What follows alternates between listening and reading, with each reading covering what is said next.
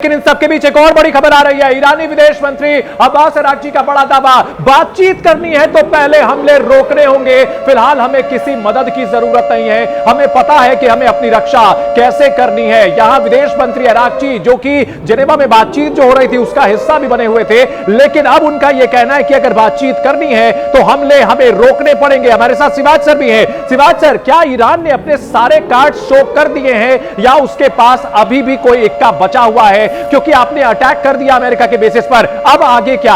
America पूरी might के साथ वहां पर मौजूद है। प्रॉब्लम ईरान की क्या है, वो लंबी लड़ाई नहीं लड़ पाएगा क्योंकि उसके पास जो मिसाइल्स हैं वो 2,500 से 3,000 हैं और काफ़ी हद तक आज वो मिसाइलें यूज़ किया है। उसकी एयर पावर नहीं है, उसका एयर डिफेंस सिस्टम कमज़ोर है। तो ऐसे में जो इजराइल और अमेरिका हमले करेगा वो बहुत सटीक है। हाँ, ईरान ने हमले किए हैं जो एयर बेसिस थी अमेरिका की जो मिडल ईस्ट में, मगर उसमें कोई ख़ास नुकसान नहीं हुआ है। अब क्या कर सकता है ईरान? ईरान पहले तो ये स्टेट ऑफ हार्मुज को ब्लॉक करेगा, क्योंकि अगर उसको ब्लॉक करता है तो पूरी वर्ल्ड के अंदर हाहाकार मचेगा। 20% ऑयल जाता है और ऑयल का जो रेट है वो $100 पर बैरल तक चला जाएगा। दूसरा रेट है वो लगातार बढ़ रहा है और देखिए वैश्विक परिपाटी पर अभी और भी काफी चीजें बदलेंगी। हमारे साथ तेल अवीव से मौजूद है हमारे संवाददाता विशाल पांडे, उनका रुख करेंगे। अब देखिए ईरान के विदेश मंत्री अब्बास अरागची की ओर से भी बयान आ गया है कि हम बातचीत करने को तैयार है, लेकिन पहले ये जो अटैक किया जा रहा है पहले उसको रोकिए। पहल तो की गई है लेकिन बात होगी, पहले युद्ध रुक जाए।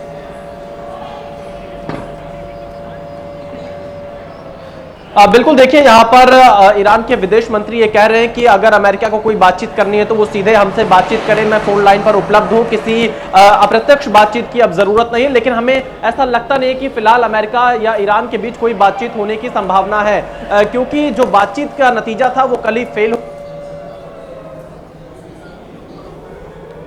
जी। ठीक है, अब कुछ तकनीकी दिक्कत आ रही है विशाल, आप देखिए ये बातचीत फिलहाल ठीक है, बोले आपकी आवाज आने लगी। चंदन, क्योंकि यहां पर अलर्ट लगातार घोषित हो रहा है, तो जिस अलर्ट घोषित हो रहा है तो कुछ देर के लिए जब ये अलर्ट आता है तो यहां पर जो लाइव मशीन होती है वो रुक जाती है। लेकिन मैं आपको बता दूं कि ईरान और अमेरिका के बीच फिलहाल किसी भी प्रकार के बातचीत की संभावना नहीं दिखाई दे रही है। अमेरिका और इजराइल इस वक्त इस बात का आकलन करने में जुटे हुए हैं कि ईरान के सर्वोच्च नेता उनके हमले में अभी उनकी स्थिति क्या है, खामनेई कहां है, इसी बात का आकलन अमेरिका और इजराइल की तरफ से किया जा रहा है। और यही वजह है कि डोनाल्ड ट्रंप की तरफ से जो अगली मीडिया में बाइट देनी है उसमें देरी हो रही है। अमेरिका और इजराइल दोनों खामनेई को लेकर अपना आकलन कर रहे हैं और इस बात का आकलन कर रहे हैं कि ईरान में जो हमले हुए हैं उसकी वजह से और कौन कौन नेता ईरान के इस हमले में मारे गए हो सकते हैं या कौन कौन घायल हुए हो सकते हैं, इस बात का आकलन फिलहाल चल रहा है। लेकिन ईरान की तरफ से जो भी मिसाइल से हमले इस तेल अवीव शहर पे करने की कोशिश की गई है वो पूरी तरह से अब तक नाकाम रहा है। हालांकि जाहिर सी बात है विशाल, जैसा कि आप बता भी रहे थे कि यहां मल्टी लेयर्ड सिक्योरिटी है इजराइल में और खास तौर पर राजधानी तेल अवीव में, तो वहां उसे भेद पाना अब संभव दिखता नहीं है। लेकिन अमेरिकी बेसिस पर अटैक किया गया और इन सब के बीच बड़ा सवाल यह है कि क्या दुनिया वर्ल्ड वॉर 3 की दहलीज पर पहुंच चुकी है? क्या महातबाही पक्की है? क्योंकि इस वक्त दुनिया के कई देश एक साथ जंग के बीच फंसे हुए हैं। रूस यूक्रेन युद्ध को 4 साल बीत चुके हैं, 5वां साल शुरू हो चुका है। उधर पाकिस्तान और अफगानिस्तान लगातार एक दूसरे पर हमले कर रहे हैं और इन सब के बीच अमेरिका और इजराइल ने एक साथ ईरान पर बम वर्षा कर दिया और इसके जवाब में ईरान ने खाड़ी के 7 देशों को जंग की इस आग में झोंक दिया है।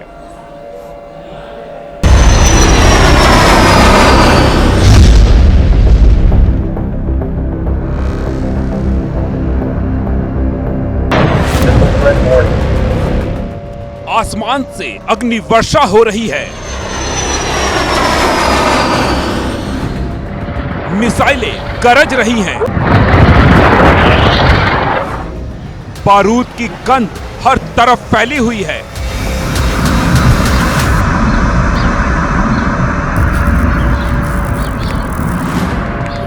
खतरे का सायरन बज रहा है।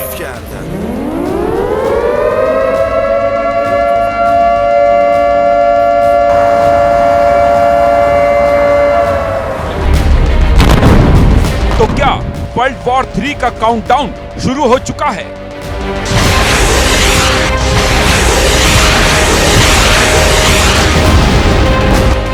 क्या दुनिया महायुद्ध के मुहाने पर पहुंच गई है? क्या अमेरिका, इजराइल और ईरान के बीच छिड़ी ये जंग महातबाही की फाइनल पिक्चर है?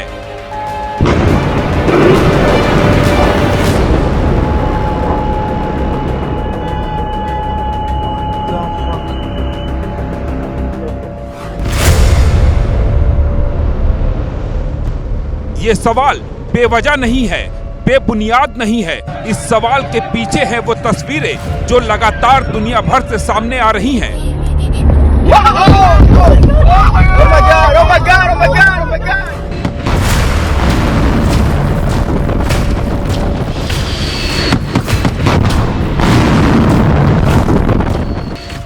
रूस यूक्रेन युद्ध को 4 साल पूरे हो चुके हैं।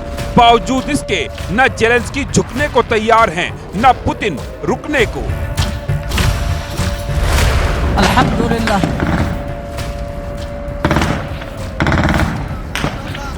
पाकिस्तान और अफगानिस्तान के बीच जंग का नया फ्रंट खुल चुका है। इन सब के बीच अमेरिका और इजराइल ने ईरान पर डबल अटैक कर दिया है।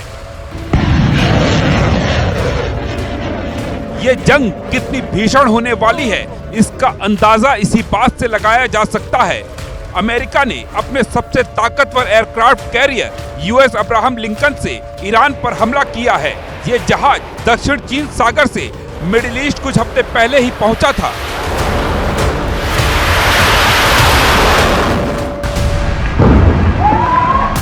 लेकिन पीछे हटने को तेहरान भी तैयार नहीं है। ईरान ने इजराइल के बाद अमेरिका के खिलाफ ऐलान जंग कर दिया है। ईरान ने मध्य पूर्व में स्थित अमेरिका के 7 सैन्य अड्डों पर बैलिस्टिक मिसाइलों से हमला किया।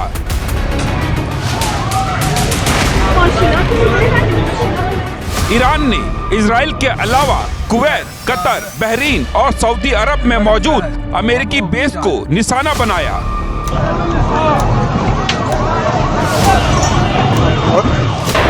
ईरान ने यूएई के सबसे ज्यादा आबादी वाले शहर दुबई पर भी हमला किया। अगर इजराइल को भी मिला दे तो ईरान ने एक साथ 8 देशों पर हमला किया, जिसका एक ही मतलब है विश्व युद्ध का सायरन बज चुका है।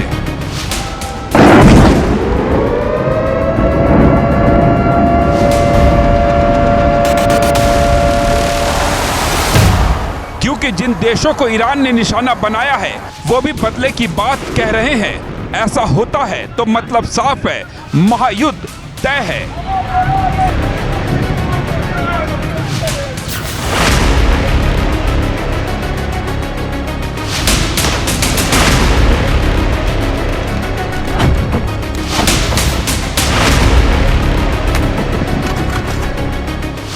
मिडिल ईस्ट ही नहीं, एशिया भी जंग का अखाड़ा बनता जा रहा है।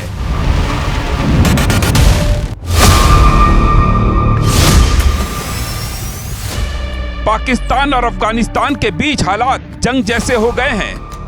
पाकिस्तान एयरफोर्स ने अफगानिस्तान के कई इलाकों में फिर से एयर स्ट्राइक की है।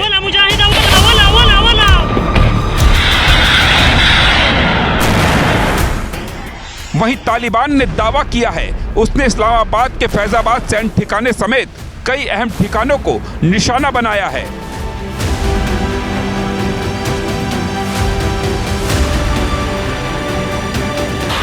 इस संघर्ष की शुरुआत गुरुवार रात तब हुई जब अफगानिस्तान ने 22 फरवरी को हुए पाकिस्तानी हमले के जवाब में कार्रवाई की, जिसके जवाब में पाकिस्तान ने गजब लिल हक नाम का ऑपरेशन शुरू किया और काबुल समेत कई प्रांतों में हमले किए। पाकिस्तान का दावा है उसके हमलों में 274 अफगान लड़ाके मारे गए, जबकि 400 से ज्यादा घायल हैं। इन हमलों में अब तक दोनों तरफ से 300 से ज्यादा लोगों की मौत की खबर है। मतलब दुनिया के दर्जन भर से ज्यादा देश इस वक्त जंग की ज्वाला में जल रहे हैं। ये ज्वाला जल्द नहीं बुझी तो इसकी चपेट में और भी मुल्क आ सकते हैं, जिसका सीधा मतलब है वर्ल्ड वॉर 3।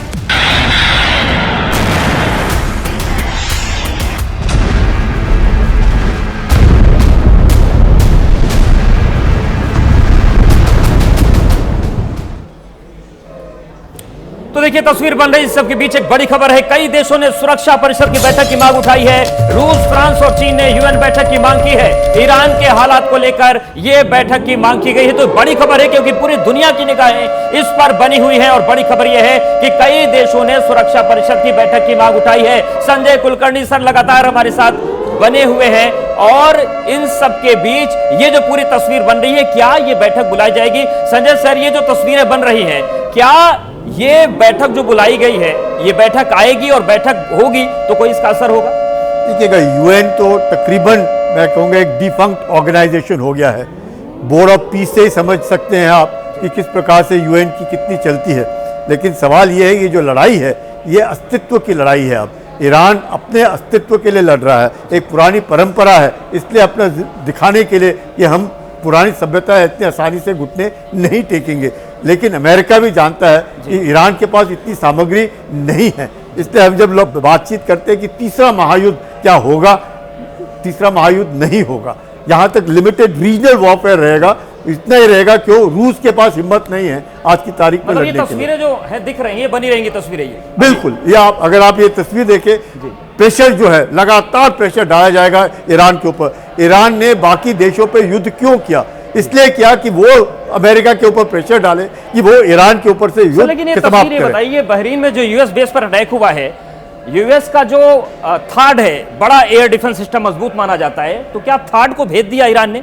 ये जो तस्वीरें दिख रहे हैं आप देखिए कि पूरा धुआं धुआं हो गया बहरीन का, तो क्या थार्ड को भेज दिया ईरान? ये देखिएगा, खाड़ी में उसके जो 2 एयरक्राफ्ट कैरियर्स हैं यूएस के, उसके बावजूद तकरीबन 19 बेसेस हैं, 19 बेसेस यहाँ पर यूएस के, जहाँ पे 30,000 सैनिक रहते हैं। और वो 30,000 सैनिक, ये जो हमला हुआ है, यूएस को भी सोचना पड़ेगा कि इतना करने के बाद, उनका एयर डिफेंस कवर मजबूत होने के बाद भी अगर ईरान उसके ऊपर मिसाइल के हमले कर सका है तो ये वजह है, उसकी वजह है कुलकर्णी सर, ईरान की ओर से ये कहा जा रहा है कि हमारे जो मिसाइलों का जखीरा है वो अभी बहुत बड़ा है। अभी तो हमने पुराने हथियार चमकाए हैं। आईआरजीसी के जनरल इब्राहिम जब्बारी ने अपने मिसाइल जखीरे को लेकर बड़ा बयान दिया। उनका कहना है कि ईरान के पास ऐसी ऐसी मिसाइलें हैं जो दुनिया ने पहले कभी नहीं देखी होंगी। और उन्होंने ये सीधे चेतावनी दी है कि अभी हमने मिसाइलों का अपना पुराना स्टॉक ही क्लियर किया है। अभी हमारे पास ऐसी मिसाइलें हैं जो कि भयंकर तबाही ला सकती हैं। تهران بداند ما برای اینکه سالها با شما بجنگیم از پیشرفته ترین امکانات امروز برخورداریم. اول جنگ هرچی ته انبار داریم میزنیم، اما در ادامه قوی ترین موشک هامون رو خواهیم زد. اون چیزی رو که تا الان رو نکردیم و به قول ما بچه ایرانی ها تو آب نمک خوابوندیم، اونها رو هم این روزا رو خواهیم کرد. और चलिए इसी बीच एक और बड़ी खबर का रुख करना होगा। इजरायली हमले में ईरान के 50 से ज्यादा छात्रों की मौत की खबर आ रही है। इजराइल ने 2 स्कूल पर हमला किया है, ये ईरान ने कहा है। इस वक्त की बहुत बड़ी खबर आपको बता दें, ईरान ने दावा किया है कि इजराइल ने वहां के 2 बड़े स्कूलों पर हमला किया है, जिसमें से एक गर्ल्स स्कूल है और एक कोएड स्कूल। और तस्वीरें भी इस वक्त सामने आप देख सकते हैं टेलीविजन स्क्रीन पर। यह स्कूल की तस्वीर है, किस कदर इस स्कूल में तबाही बढ़ती है वो इस तस्वीर को देखकर क्या आप अंदाजा लगा सकते हैं। ये तस्वीर जो है आपको विचलित कर सकती है, परेशान कर सकती है, लेकिन तस्वीर है, ये सच्चाई है इस वक्त ईरान की, जहां पर 2 बड़े स्कूलों पर हमला हुआ। हमारे साथ संवाददाता इस वक्त जुड़े हुए विशाल पांडे, उनका रुख करेंगे। ईरान कह रहा है कि इजराइल ने उसके 2 बड़े स्कूलों पर हमला किया है। तस्वीरें एबीपी न्यूज तमाम दर्शकों को अपने दिखा रहा है, तस्वीरें परेशान करने वाली हैं। विशाल,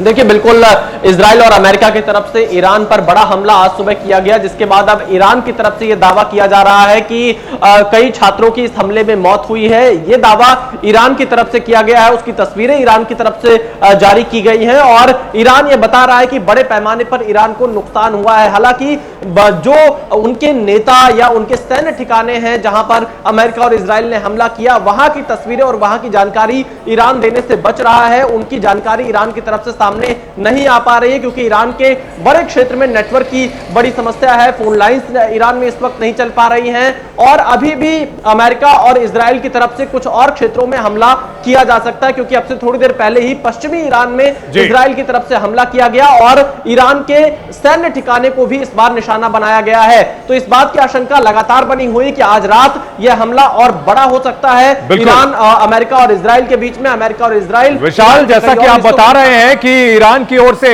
हमले किए जा रहे हैं, उसके पास और भी घातक मिसाइलें होने की बात सामने आ रही है, कही जा रही है। वहीं इजराइल की ओर से भी अपने हमले को स्टेप अप किया जा रहा है और ऐसे में आज की रात भयंकर है और इस खबर पर हर अपडेट अपने दर्शकों को हम लगातार दिखाते रहेंगे।